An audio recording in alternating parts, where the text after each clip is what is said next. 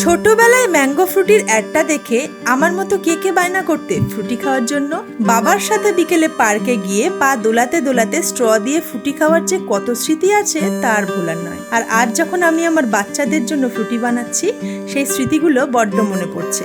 খুব ইজি জানো, 2 কাপ পাকা আম আর হাফ কাপ কাঁচা আমের টুকরো, আর যতটা কাঁচা আম ঠিক ততটাই চিনি, সাথে 1 কাপ জল দিয়ে মিডিয়াম টু লো ফ্লেমে ঠিক 20 মিনিটের জন্য ফুটিয়ে নাও। এবার হালকা গরম মিশ্রণটাকে মিক্সার গ্রাইন্ডারে ব্লেন্ড করে নেওয়ার পর ছাঁকনি দিয়ে ছেঁকে তাতে হাফ পাতিলেবুর রস আর 4 কাপ জল দিয়ে ভালো করে মিশিয়ে ঠান্ডা অথবা আইস কিউবের সাথে এনজয় করো নস্টালজিক ম্যাঙ্গো ফ্রুটির স্বাদ। আর হ্যাঁ, সেম প্রসেসটা তোমরা প্রেসার কুকারেও করতে পারো, সেক্ষেত্রে মাত্র 2টো হুইসেল দিয়ে নিলেই হবে। ভালো লাগলে প্লিজ একটা লাইক করে দিও, and please support and subscribe my channel. Tata.